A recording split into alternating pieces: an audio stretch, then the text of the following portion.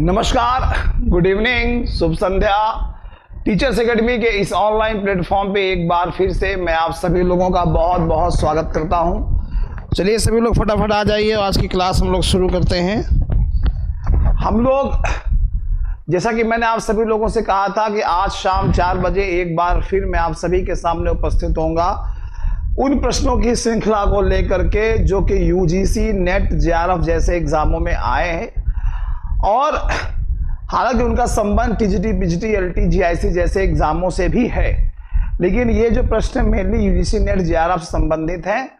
तो सभी लोग फटाफट आ जाइए और सभी लोग से निवेदन है कि वीडियो को एक बार शेयर जरूर कर दें सभी लोग, ताकि और लोगों को भी इसका फायदा मिल सके। सभी लोगों को नमस्कार, गुड इवनिंग, गुड इवनिंग, नमस्कार नमस्कार, सभी लोगों का बहुत बहुत स्वागत है। Good evening dear.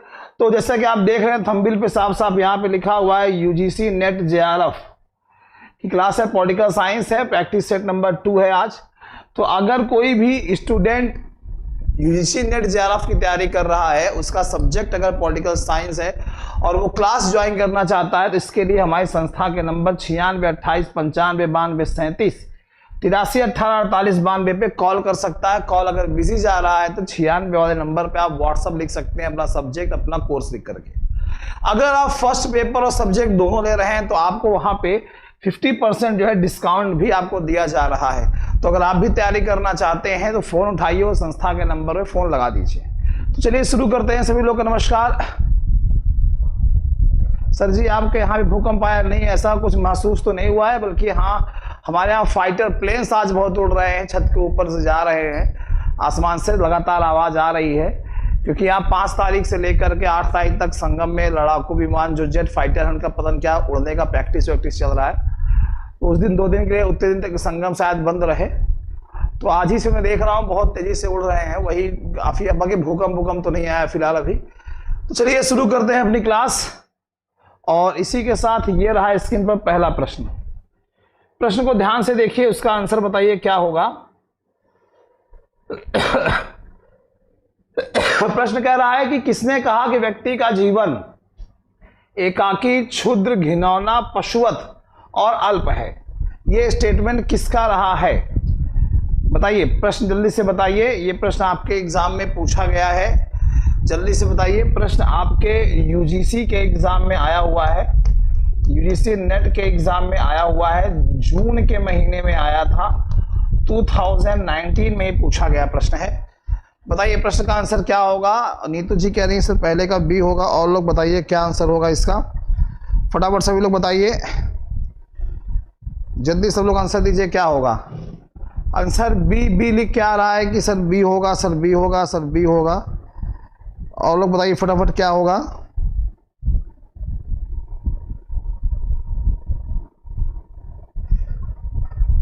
सभी लोग यहाँ बी बता रहे हैं। बी का मतलब आप बता रहे हैं थॉमस हॉब्स। तो बिल्कुल आपका आंसर जो यहाँ पे आ रहा है थॉमस हॉब्स का, बिल्कुल सही आंसर आप सभी लोग दे रहे हैं। Thomas Hobbes is the correct option. इनका विचार था कि मनुष्य निरंतर सक्रिय रहने वाला प्राणी है। सक्रिय रहने वाला प्राणी हमेशा एक्टिव रहता है, अपने आप को साध्य समझता है मनुष्य, और सारे संसार को वो मात्र एक साधन समझता है। तो कहते हैं मनुष्य क्या है? मनुष्य का जीवन एकाकी, क्षुद्र, घिनौना, पशुवत और अल्प है। तो ये स्टेटमेंट थॉमस हॉब्स का था। नेट जेआरएफ पे पूछा गया प्रश्न है, तो जिन्होंने आंसर इसका बताया है हॉब्स, उसका आंसर यहाँ पे सही है। चलिए अगले प्रश्न की ओर चलते हैं। इनमें से किसने सबसे पहले भारतीय राजनीति में, वेरी इंपॉर्टेंट क्वेश्चन, जाति के राजनीतिकरण धारणा का प्रयोग किया था? रजनी कोठारी, योगेंद्र यादव, सुरेंद्र जोधका, MN श्रीनिवास। क्या आंसर होगा इस प्रश्न का? आंसर जल्दी से बताइए। प्रश्न का आंसर बताया जाए। राजनीति में जाति के राजनीतिकरण धारणा का प्रयोग किसने किया था?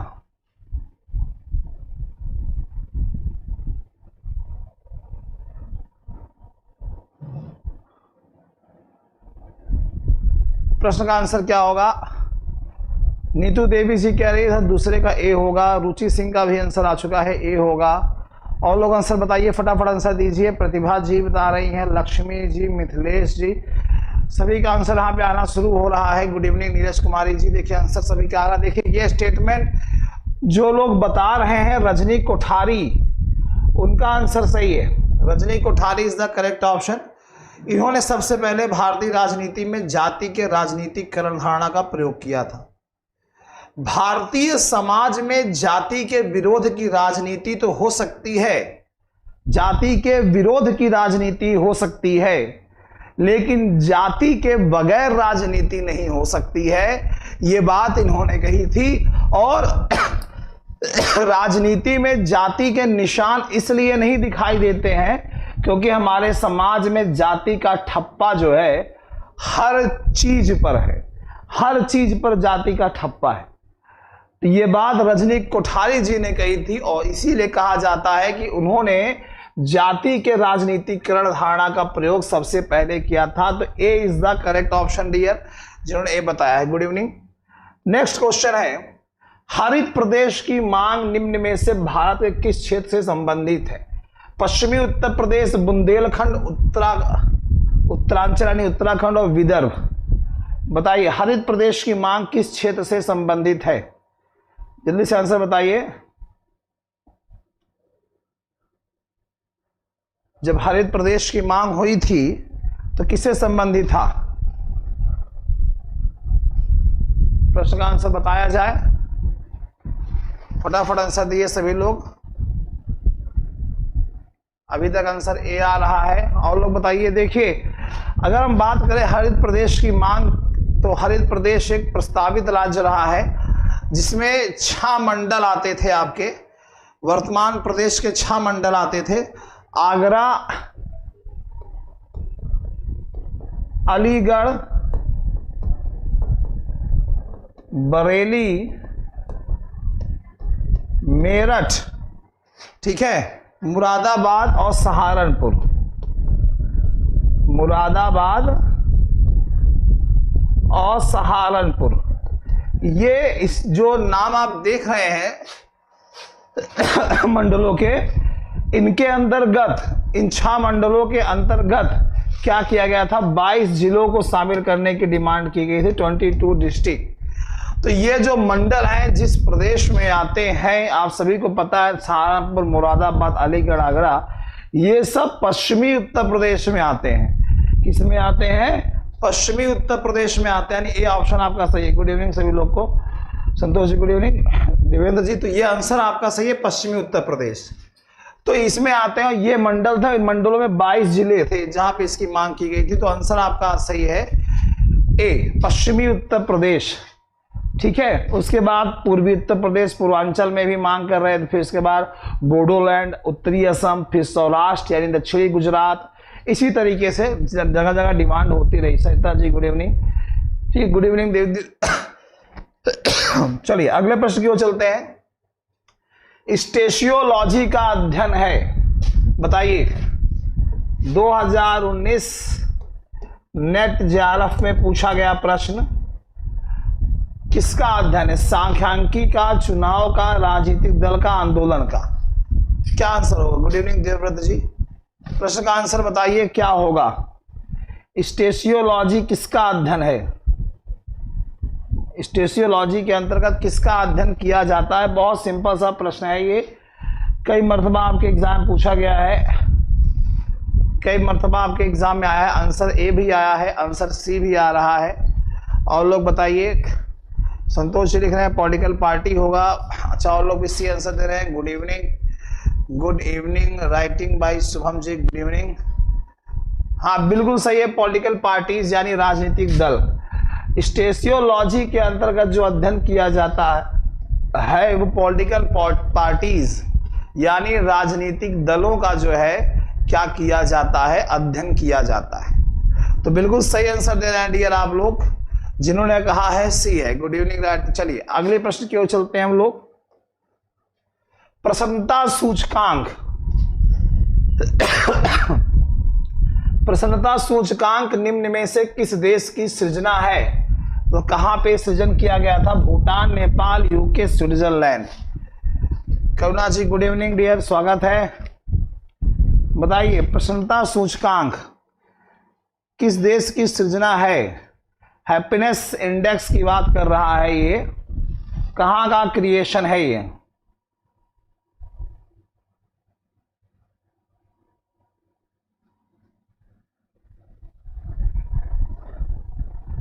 Good evening Nirmala ji. Answer देखिए, फिफ्थ का ए आंसर आ रहा है, सी आंसर भी शायद आ रहा है, ए आंसर भी आ रहा है।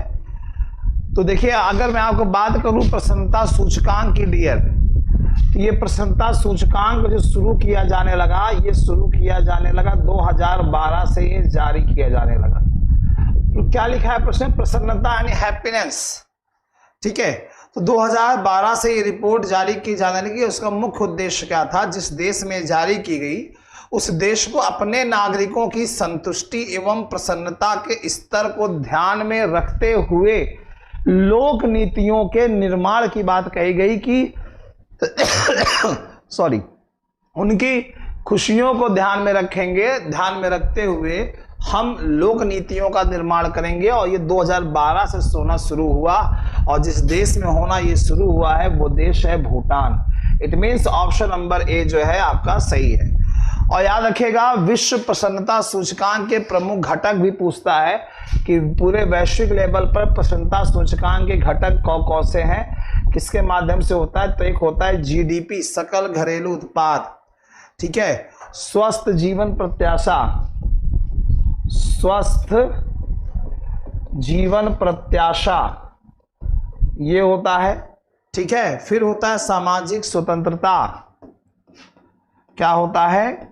सामाजिक स्वतंत्रता। फिर क्या होता है? भ्रष्टाचार का अभाव, क्या होता है डियर? भ्रष्टाचार का अभाव। ये सारी चीजें, ठीक है, ये सारी चीजें और भी चीजें होती हैं, जैसे उदारता इसमें आता है, फ्लेक्सिबिलिटी इसमें आता है। ये सारी चीजें आती हैं जो कि प्रमुख घटक माने जाते हैं विश्व प्रसन्नता सूचकांक के, ठीक है। याद रखिए, घटक भी याद रखिएगा। तो Bhutan is the correct option dear. निम्न में से कौन सा स्वैच्छिक संगठनों एवं गैर सरकारी संगठनों के मध्य अंतर का आधार नहीं है? लोक हितैषी सदस्यता निधियन, पंथ निरपेक्षी एवं लोकतांत्रिक मूल्यों के प्रति प्रतिबद्धता। बताइए, राधे राधे पूजा जी। प्रश्न का आंसर बताइए, क्या होगा इस प्रश्न का आंसर? कौन सा स्वैच्छिक संगठनों एवं गैर सरकारी संगठनों के मध्य अंतर का आधार नहीं है?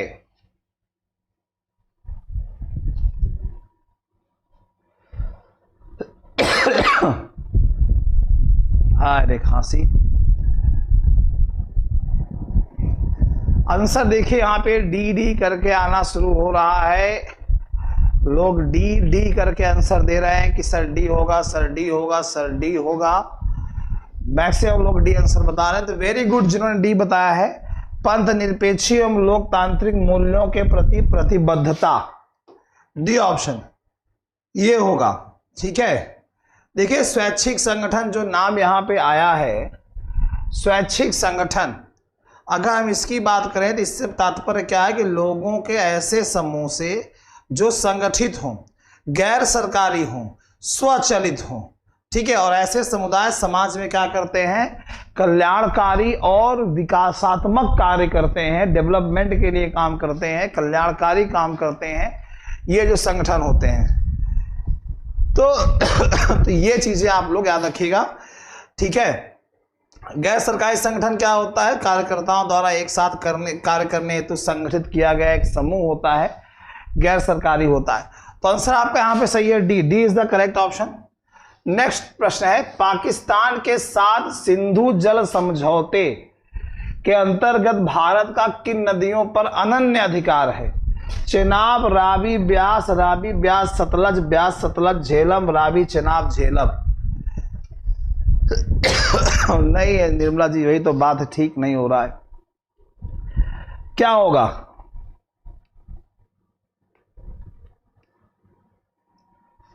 जल्दी से बताइए क्या होगा, क्या आंसर होगा?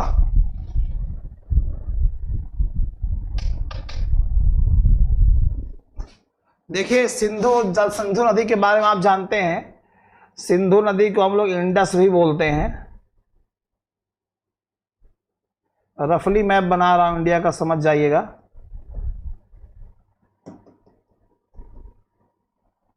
अब इतना आपको पता है, यहाँ पे हिमालयन क्षेत्र में यहाँ पे एक माउंटेन है जिसका नाम है तिब्बत, और यहीं पे एक झील है मानसरोवर झील,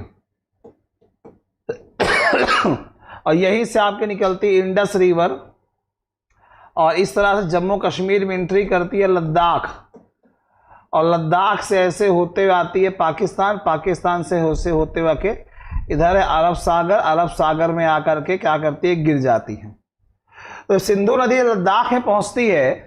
यहाँ पे अब ज्योग्राफी में सब्जेक्ट तो नहीं है, लेकिन यहाँ पे इसकी जो सहायक नदियां हैं सिंधु, जैसे कि हुंजा, ठीक है, एक नदी है हुंजा, हुंजा सहायक नदी, और भी बहुत सी नदियां हैं जो यहाँ पे मिलती हैं। लेकिन झेलम हुआ, चेनाब हुआ, सतलज हुआ, ये सारी नदियां जो हैं पाकिस्तान साइड में क्या होती हैं, इंडस रिवर, इंडस, सिंधु को अंग्रेजी में इंडस बोलते हैं, इंडस रिवर सिंधु नदी से जाकर के मिल जाती है। तो पाकिस्तान के साथ जब सिंधु जल समझौता हुआ सिंधु के पानी को लेकर के, इन नदियों पर अनन्य एकाधिकार की जब बात की गई, तो इसमें आपका आता है रावी, ब्यास और सतलज, इस पे अनन्य अधिकार की बात की गई थी, रावी, ब्यास और सतलज। बाकी जो शेष 3 नदियां थी, झेलम, चिनाब, झेलम, और एक नदी और थी आपकी सिंधु, सिंधु नदी मान रही थी, सिंधु, ये 3 नदियां थी।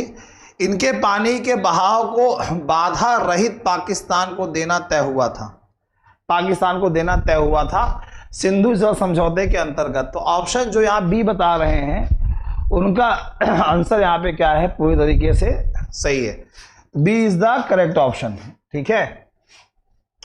अगले प्रश्न की ओर चलते हैं। निम्न में से कौन सा सिद्धांत परंपरागत सिद्धांत कहलाता है? संगठन सिद्धांत, मानव संबंध सिद्धांत, वैज्ञानिक प्रबंधन सिद्धांत, नौकरशाही सिद्धांत। कौन सा सिद्धांत परंपरागत, प्रश्न आपके सामने है, परंपरागत सिद्धांत कहलाता है? बताइए, सिंपल सा प्रश्न है,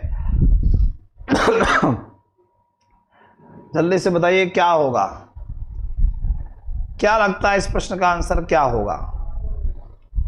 संतोष जी कह रहे हैं सर ए होगा। अच्छा, और लोग बताइए।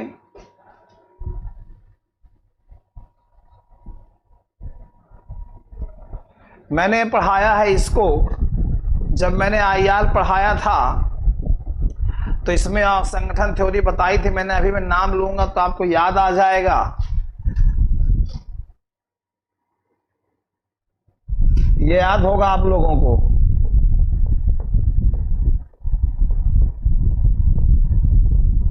पोस्ट कोर, POSTGORB, याद है? P का मतलब आपको यहाँ पे था योजना से, O का मतलब ऑर्गेनाइजेशन संगठन से, S का मतलब स्टाफिंग से, D का मतलब डायरेक्शन यानी निर्देशन से, फिर G का मतलब था आपका समन्वय कोऑर्डिनेशन से, फिर R का मतलब था रिपोर्टिंग यानी प्रतिवेदन से, और B का मतलब आपका था बजट से। पोस्ट कोर, और याद है आपको ये किसने दिया था? गुलिक साहब ने दिया था। किसने दिया था?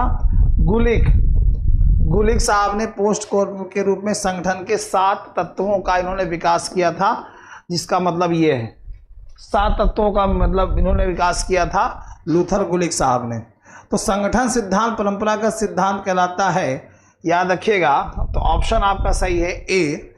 और इसके सिद्धांतों का तात्पर्य उन प्रक्रियाओं, तकनीकों और नियमों से लगाया जाता है जिनके आधार पर संगठन संचालित किए जाते हैं, ठीक है। और लूथर गुलिक साहब ने संगठन के इन 7 तत्वों का उल्लेख किया है। पोस्ट कोर, याद रखिएगा, ये आईआर क्लास में वीडियो पड़ा हुआ है आप लोगों के ऐप पर, आप लोग देखिएगा, जो देखे होंगे जानते होंगे। अगला प्रश्न, किसने कहा कि निर्धन है इसलिए नहीं कि उसके पास कुछ नहीं है, बल्कि इसलिए कि वो क्या नहीं कर सकते? हंस सिंगर, अमर्त्य सेन, महबूब हक, हर्ष मंदिर। किसका आंसर है बताएं? Good evening Ravi Tiwari ji. बताइए किसका आंसर है, किसने कहा था ये प्रश्न का आंसर बताइए। किसने कहा कि निर्धन निर्धन है इसलिए नहीं कि उनके पास कुछ नहीं, बल्कि इसलिए कि वो क्या नहीं कर सकते हैं। बताइए क्या आंसर होगा इसका। तो बहुत सिंपल सा प्रश्न है, बहुत सिंपल सा, टीजीटी जीआईसी में, नेट जेआरएफ में, सब में पूछा गया है। निर्धन निर्धन है इसलिए नहीं कि उनके पास कुछ नहीं है, बल्कि ये कि वो क्या नहीं कर सकते।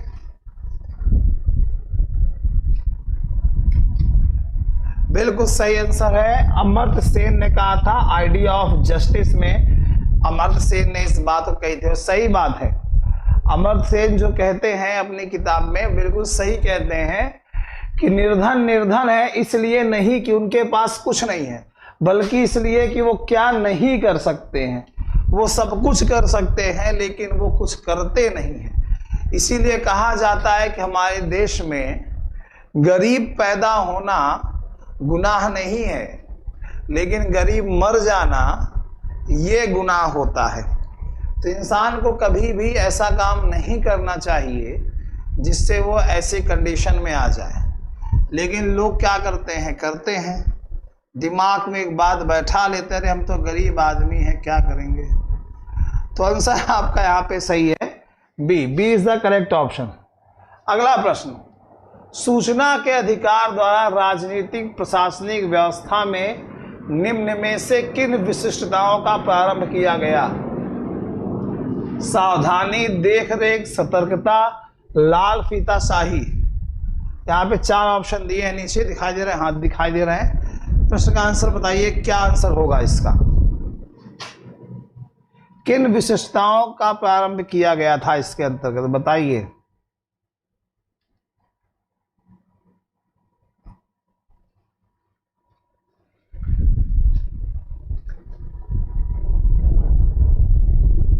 आकांक्षा सिंह पीजीटी 10th का ABC, पूजा जी सी, सरिता यादव जी सी। फटाफट लोग बताइए क्या होगा।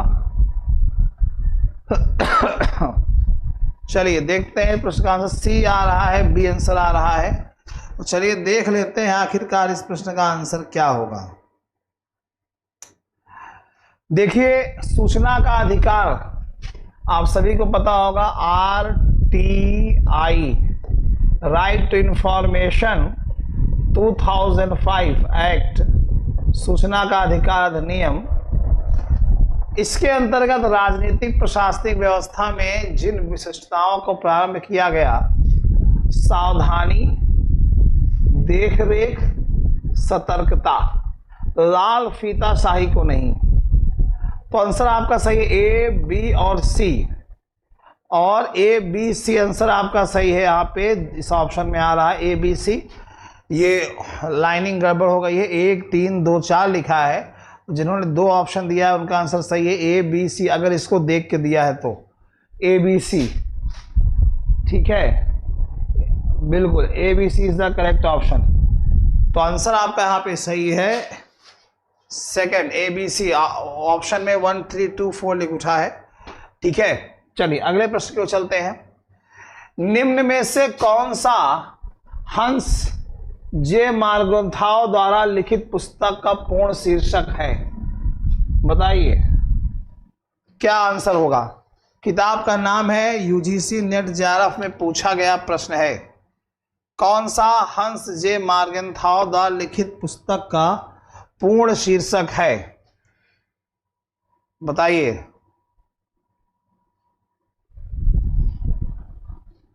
प्रश्न का आंसर बताइए, बहुत इंपॉर्टेंट क्वेश्चन है ये प्रश्न भी आपके UGC नेट जेआरएफ में पूछा गया था। प्रश्न का आंसर बताइए क्या होगा। देखिए आंसर आना शुरू हो चुके हैं यहाँ पे। सर ये आंसर ये हो गया, ये ऐसा है, ऐसा है। तो चलिए देख लेते हैं इस प्रश्न का आंसर जो आपका सही है। मार्गेंथाव द्वारा लिखित पुस्तक का पूर्ण शीर्षक है politics among nation, the struggle for power and peace, शांति और सुरक्षा के लिए संघर्ष। जी हाँ, सी आंसर। नो नहीं, ए नहीं है रुचि जी, डी भी नहीं है देवेंद्र गंगवार जी, करुणा जी ए नहीं है dear, C C is the correct option.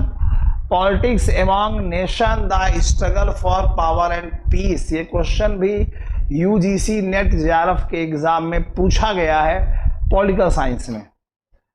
ठीक है, चलिए कोई बात नहीं, जिनका गलत हुआ है सही कर ले इसे। ठीक, हाँ बिल्कुल। निम्न में से कौन से आयोग संविधिक निकाय हैं? ऑप्शन नीचे 4 दिया है, देख के बताइए कौन सा आंसर होगा। कौन से ऐसे आयोग हैं जो संविधिक निकाय हैं, बताइए। Which one of the following commission are statutory bodies?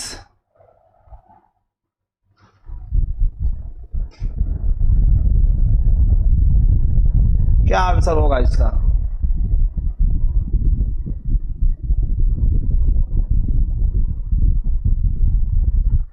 प्रश्न का आंसर बताइए क्या होगा।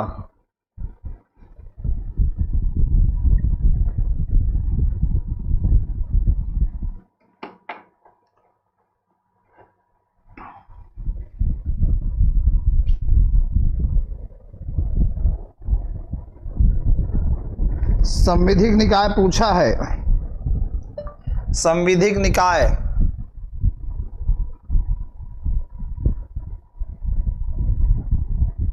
ठीक है, ध्यान से पढ़ लीजिएगा पहले, संविधिक निकाय पूछा है डियर।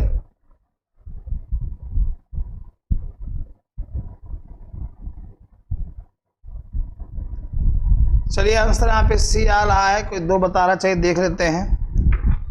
देखिए संविधिक निकाय, पहले तो ये जान लीजिए कि एक संगठन होता है जिसे किसी व्यापार या संगठन की गतिविधियां विधिक एवं कार्यालयीय नियमों का पालन करती हैं, उसका जांच करने का अधिकार होता है संविधिक निकाय को। ठीक है, फिर सुन लीजिए, संविधिक निकाय जो होता है एक संगठन जिसे किसी व्यापार या संगठन की गतिविधियां विधिक एवं कार्यालयीय नियमों का पालन करती हैं, उसका जांच करने का अधिकार होता है। निकाय का मतलब ही होता है डियर संस्था। ठीक है, तो इसमें संविधिक निकाय जो आपके आते हैं वो कौन कौन से हैं, चलिए देखते हैं। सबसे पहला संविधिक निकाय जो आपका आता है अनुसूचित जनजाति आयोग, नहीं, ये तो आपका होता है डियर संवैधानिक, कॉन्स्टिट्यूशनल। ठीक है, राष्ट्रीय मानवाधिकार एक संविधिक निकाय है, बी ऑप्शन सही है। अल्पसंख्यक आयोग भी एक संवैधानिक निकाय है। राष्ट्रीय अनुसूचित जाति आयोग क्या है, ये संविधिक नहीं। राष्ट्रीय अल्पसंख्यक आयोग क्या है, ये एक संविधिक निकाय है। बी और सी, डी जो है अनुसूचित जाति आयोग, ये संवैधानिक है। तो बी और सी सही है, और बी और सी के हिसाब से चौथा ऑप्शन जो है ये होता है। हाँ, संवैधानिक बोलता तब ऑप्शन ए और डी हो जाता, बिल्कुल सही है। तो संविधिक निकाय मतलब समझे ना क्या होता है, तो D is the correct option. जिन लोगों ने डी बताया है उनका आंसर डी यहां पे सही है। निम्नलिखित में से प्रश्न पूछ रहा है, निम्नलिखित विकास कार्यक्रमों को आरोही क्रम में व्यवस्थित कीजिए। आरोही क्रम में करना है, अवरोही मत करिएगा। प्रधानमंत्री ग्राम सड़क योजना, इंदिरा आवास योजना, दीनदयाल उपाध्याय ग्राम ज्योति योजना, अटल पेंशन योजना, ये यहां तक है। और नीचे दिए गए विकल्पों में से सही उत्तर का चयन कीजिए। क्या होगा विकल्प, चलिए बताइए, देख के फटाक से बताइए। विकल्प दिया है, हाँ इसी में लोचा होता है, बिल्कुल लोचा तो होता ही है। चलिए बताइए क्या होगा, जल्दी से बताइए।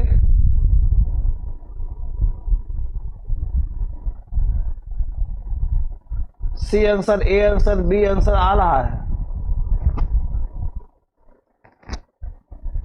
अलग अलग आंसर आ रहे हैं डियर। चलिए देख लेते हैं इस प्रश्न का आंसर क्या होगा। आरोही क्रम में लगाना है। देखिए मैं आपको बताऊं, प्रधानमंत्री ग्राम सड़क योजना की अगर हम बात करें, ये बात है सन 2004 की। फिर इंदिरा आवास योजना की अगर हम बात करें, ये बात है 1985 से 86 की। दीनदयाल उपाध्याय की अगर हम बात करें ये बात है 2014 की। और अटल पेंशन योजना की अगर हम बात करें तो ये आती है 2015 में। अब आरोही क्रम में आपको लगाना है तो सबसे पहले आपका आएगा इंदिरा आवास योजना, बी ऑप्शन। फिर 2004 प्रधानमंत्री ग्राम सड़क योजना, बी के बाद फिर ए आएगा, ए के बाद फिर सी आएगा 2014, फिर लास्ट में D. B A C D option किस में है? ऑप्शन नंबर 3 में है, बी ए सी डी। ये याद रखिएगा। तो हाँ बिल्कुल, B A C D is the correct option. Option number 3 is the correct option. ठीक है, वेरी गुड। जिन्होंने 3 बताया है उनका आंसर यहाँ पे सही है। क्लैश ऑफ सिविलाइजेशन का अर्थ क्या होता है? हाँ, क्लैश ऑफ सिविलाइजेशन जेआरएफ में, नेट जेआरएफ में पूछा गया प्रश्न है ये। क्लैश ऑफ सिविलाइजेशन 2019 जून में आया प्रश्न ये भी था। क्लैश ऑफ सिविलाइजेशन का अर्थ क्या होता है?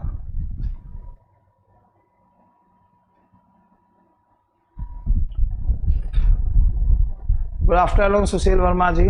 Good afternoon, good evening dear. बताइए क्या आंसर होगा इसका? आंसर डी आ रहा है, डी आ रहा है, बी आ रहा है, डी आ रहा है, डी आ रहा है, डी डी करके आंसर लोग दे रहे हैं। डी डी करके आंसर आ रहा है। बताते चलिए, बताते चलिए। चलिए देख लेते हैं, बी और डी करके आंसर आ रहा है। क्लैश ऑफ सिविलाइजेशन, सिविलाइजेशन का मतलब होता है सभ्यता से। तो इसका जो अर्थ होता है वो होता है संघर्ष प्रमुख रूप से वैचारिक व आर्थिक ना होकर सांस्कृतिक चरित्र का होगा। कल्चरल कैरेक्टर, सांस्कृतिक चरित्र का होगा। यानी संघर्ष ना तो वैचारिक होगा ना तो आर्थिक होगा। क्लैश ऑफ सिविलाइजेशन का मतलब यही होता है, संघर्ष प्रमुख रूप से वैचारिक व आर्थिक ना होकर के सांस्कृतिक चरित्र का होगा। ठीक है, याद रखिएगा। तो प्रश्न आपसे पूछता है एग्जाम में, तो इसको सही करिएगा, बहुत इंपॉर्टेंट क्वेश्चन है कि क्लैश ऑफ सिविलाइजेशन का मतलब क्या होता है। तो क्लैश ऑफ सिविलाइजेशन का मतलब संघर्ष वैचारिक या राजनीतिक ना होकर के सांस्कृतिक चरित्र का होगा, यही कहलाता है क्लैश ऑफ सिविलाइजेशन। ठीक है, तो आंसर सही है उन लोगों का जिन्होंने कहा कि सर डी ऑप्शन होगा, उनका आंसर यहां पे क्या है? सही है। ठीक,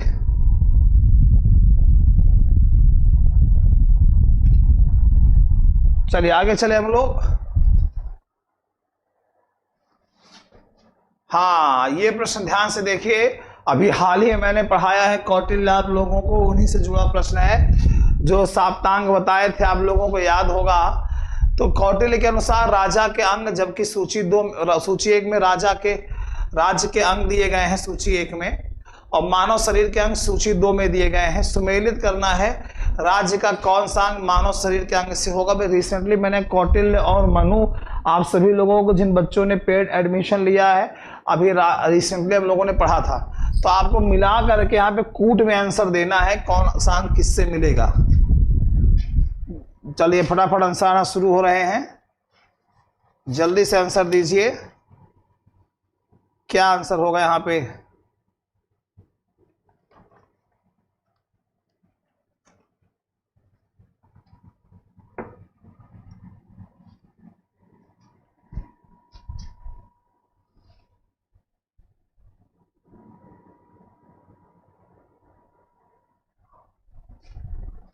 चलिए देख लेते हैं। देखिए, अगर साप्तांग अंग मतलब राज्य के 7 अंग बताए थे, जिसमें एक अमात्य का मतलब जो बताया था वो बताया था आंखें, सुहृद का जो मतलब बताया था वो कान, दुर्ग का जो मतलब बताया था वो बताया था भुजाएं, और कोश का मतलब जो बताया था वो मुख। यानी ऑप्शन है 2 4 3 1 है किसी में? 2 4 3 1 बी ऑप्शन, वेरी गुड। तो आप सभी को पता है कि साप्तांग अंग के बारे में हमने बात की थी, कि मनु साहब ने साप्तांग अंग की बात की थी। कौटिल्य ने इसके बारे में बहुत ही विस्तार पूर्वक बताया था बाद में। तो मैंने कहा था शरीर के 7 अंगों से राज्य के 7 अंगों की तुलना होती है। ठीक है, तो आंसर आप लोगों जिन्होंने कहा था बी होगा, उनका सही है, इन इन अंगों से तुलना की गई है। वेरी इंपॉर्टेंट क्वेश्चन लगाइएगा, ये प्रश्न नेट जेआरएफ में पूछा गया था, 2019 में आया था ये प्रश्न, ठीक है। बाकी टीचरी पिछड़ी में तो पता नहीं, कई बार पूछ लिया गया, इंडिविजुअल पूछ लिया गया, कोर्स का संबंध किस अंग से होता है ऐसे। अगला प्रश्न, निम्नलिखित में से किसने आधुनिक लोकतंत्र का वर्णन बहुतंत्र के रूप में किया है? भाई साहब इसे तो मैंने बताया, मुझे अच्छे से याद है। लोकतंत्र का वर्णन किसने बहुतंत्र के रूप में किया है? आधुनिक लोकतंत्र का वर्णन किसने बहुतंत्र के रूप में किया है?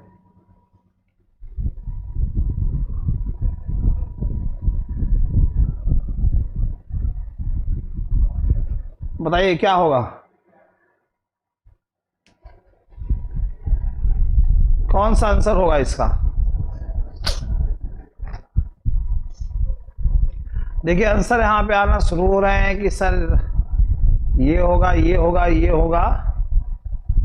तो चलिए देख लेते हैं। आधुनिक लोकतंत्र के वर्णन की जब बात करते हैं तो अमेरिका के एक राजनीतिक विचारक थे,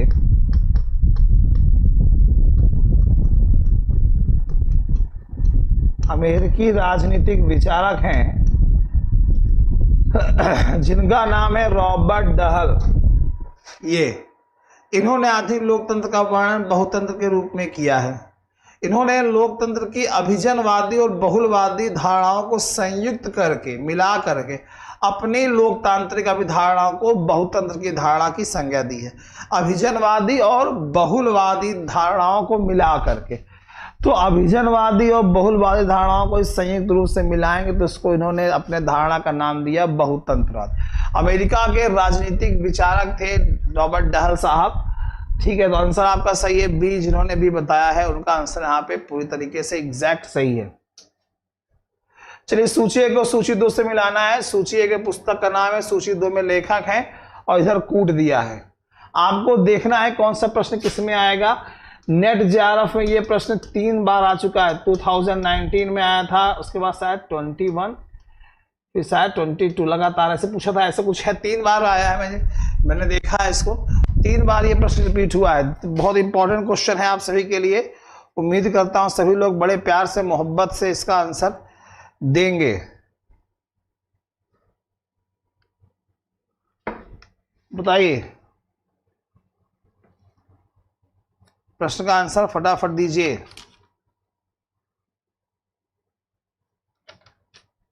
क्या लगता है क्या आंसर होगा? जल्दी जल्दी आंसर दीजिए सभी लोग।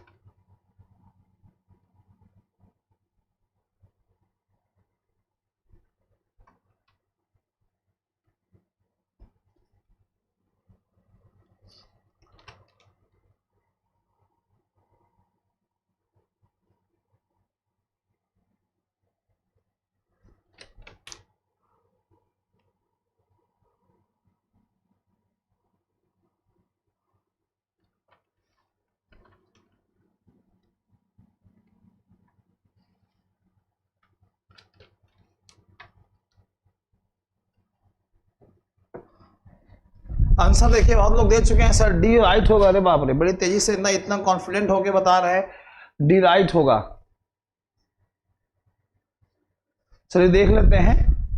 देखिए ब्रिटिश पॉलिटिकल पार्टीज की अगर हम बात करें, इस किताब के राइटर थे रॉबर्ट मैकेंजी, बहुत फेमस रही है। पॉलिटिकल पार्टीज रॉबर्ट मिशेल, ये तो और फेमस किताब रही है। Comparative government and introduction, Jean Blondel की किताब है ये। और comparative politics quest for theory, ये है जेम्स एबिल और रॉबर्ट एच डाइग्रेविक। तो आंसर आपका सही है 2 1 4 3 ना, 2 1 4 3 है किसी में? वाह वेरी गुड। मुझे दाल में कुछ काला लग रहा है, मुझे लग रहा है दाल में कुछ काला है। इस सब के आंसर सही आना कहीं ना कहीं कुछ तो गड़बड़ है, कुछ तो गड़बड़ है। चलिए लेकिन बहुत बेहतरीन आंसर आप सही दे रहे हैं। अगर आपने याद है किया है, आपको याद है इस आधार पर सही दे रहे हैं, बहुत बढ़िया है, वेरी गुड। अगला प्रश्न, नीचे 2 कथन दिए गए हैं और कथन कांड का प्रश्न है। फिर ऑप्शन आप देख लीजिए, वही है, दोनों सही हैं, आर्य की व्याख्या है, दोनों सही है, व्याख्या नहीं है। ए सही है, आर गलत है, ए गलत है, आर सही है। प्रश्न है, संघवाद का सार संस्थागत या संवैधानिक संरचना में नहीं बल्कि स्वयं समाज में ही है, और कारण है कि गठबंधन सरकार विजातीय समाज में सरकार का सर्वाधिक उपयुक्त रूप है। बताइए क्या होगा, प्रश्न का आंसर बताइए। कथन कारण से जुड़ा हुआ प्रश्न है ये।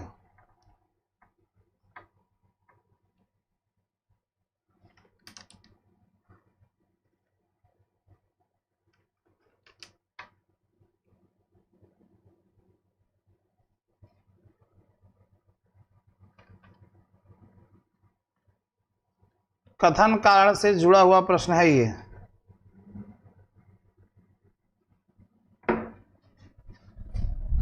एक सेकंड होल्ड करिएगा।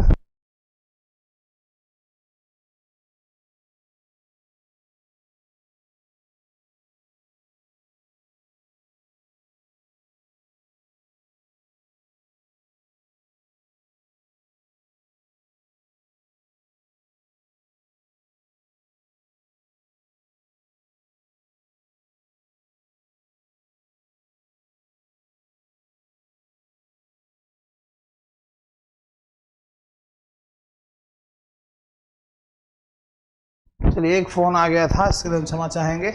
हाँ तो बताइए, आंसर आना शुरू हो चुके हैं।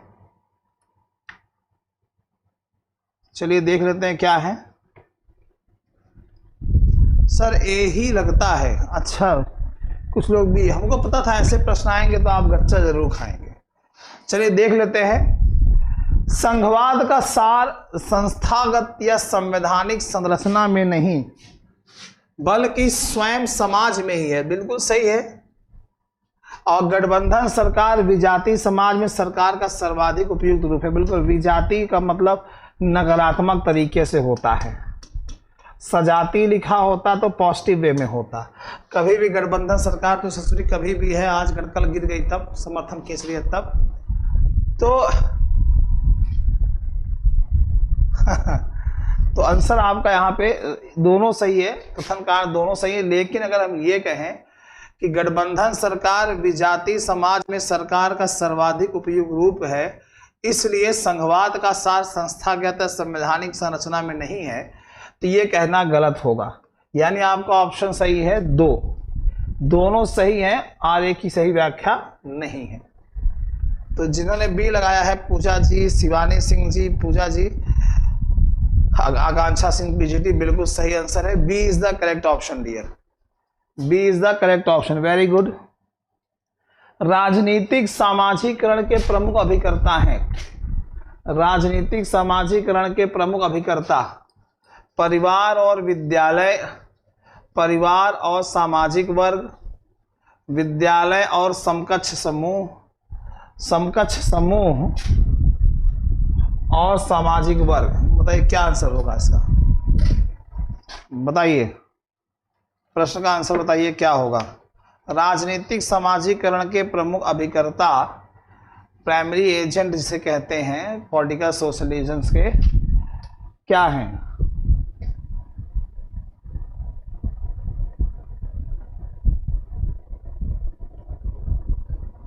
नेट ज्यादा वाले बच्चे तो स्पेशली बताएं, ये प्रश्न बहुत पूछा गया है। आंसर आ रहा है, बहुत लोग कह रहे हैं सर बी होगा, बिल्कुल सही है। परिवार और सामाजिक वर्ग, बिल्कुल सही है।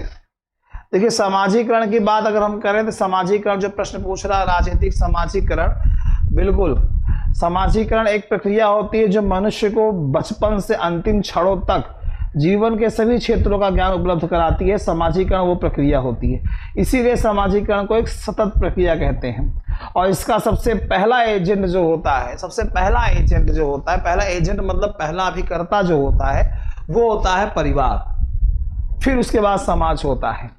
तो आंसर आपका यहाँ पे सही है, दोनों बी ऑप्शन सही है। ऑमेंड और पावेल साहब ने इसकी बात की थी कि राजनीतिक सामाजिकरण एक प्रक्रिया है जिसके द्वारा राजनीतिक संस्कृतियों का अनुरक्षण और उनका परिवर्तन किया जाता है। बिल्कुल सही है, बिल्कुल एक तरफ से देखिए अभी सब लोग बता रहे हैं,